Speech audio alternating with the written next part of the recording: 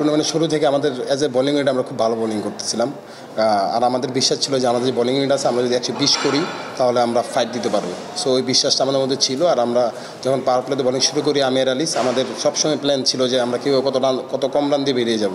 So ওই প্ল্যানই ছিল, আর হয়তো এক্সিকিউটগুলো আজকে অনেক ভালো হয়েছে, এই কারণে আমরা শুরু থেকে ওদেরকে চেপে ধরতে পারছি।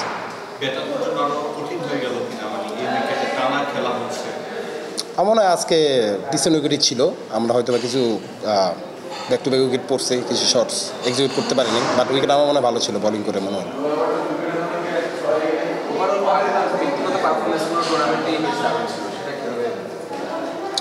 কারণ দেখেন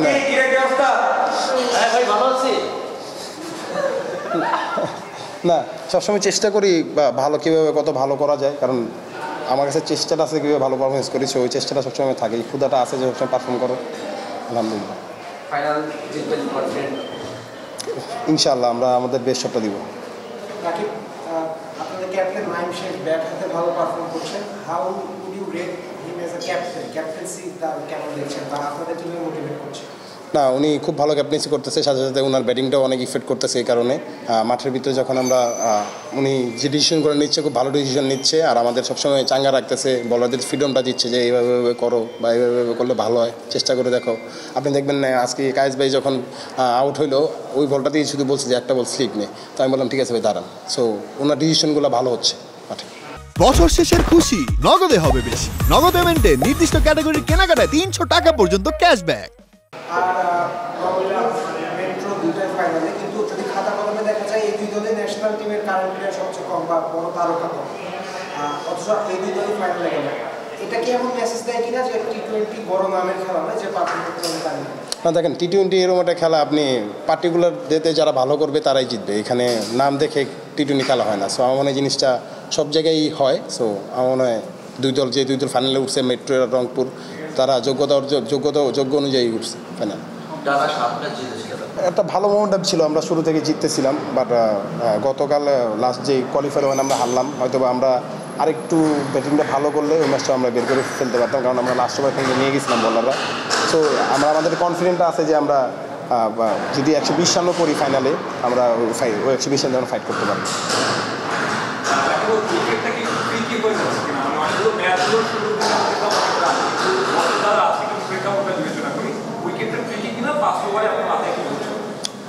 উইকেটটা মনে হয় শুরুতে একটু টিকি ছিল যখন আমরা ব্যাটিং করছি, বাট যখন আমি বোলিং করা শুরু করছি তখন মনে হয় না টিকি ছিল, কারণ আমার ভালো ভালো বল বিজয় ভাই কাবার মধ্যে মেরে দিচ্ছিল। যদি ট্রিক হয়ে যায় তাহলে উনি মারতে পারতো না। আমার কাছে মনে হয় উইকেট ভালোই ছিল, অত যে আনপ্লেবল ছিল এরকম না। আর আমার প্রথম ওভারে মাথায় প্রতি ম্যাচে কাজ করে আমি কত কম রান দিয়ে বেরিয়ে যাবো, আর আমার ভেরিয়েশনগুলো ভালো এক্সিকিউট করতে পারছি।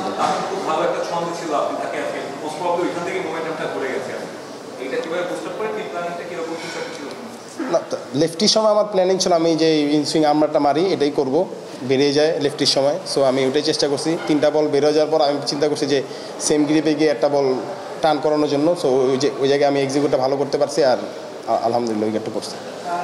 গত বিপিএলে ভালো দলে ছিলেন কিন্তু খুব বেশি ম্যাচ পাননি, তারপরে তো আমি এটাই ফার্স্ট, এখানে আবার ভালো করছেন, এটাই টার্নিং পয়েন্ট হতে পারে যেটা সামনে বিপিএলে কি করতে হচ্ছে? না গত বছর হয়তো বা আমি শুরুতে 2টা ম্যাচ খেলছিলাম, ভালো করি নাই, এরপরে আর সুযোগ পাই নেই। ওটা নিয়ে কোনো আপসেট নাই। আমি চেষ্টা করছি কীভাবে আরও নিজে ইমপ্রুভ করা যায়। আমি অনেক কাজ করছি, আমার বোলিং নিয়ে ভেরিয়েশনে কাজ করছি। এখন আমি চেষ্টা করতেছি মাঠে কীভাবে এক্সিকিউট করা যায়। আলহামদুলিল্লাহ এক্সিকিউট হচ্ছে, আলহামদুলিল্লাহ।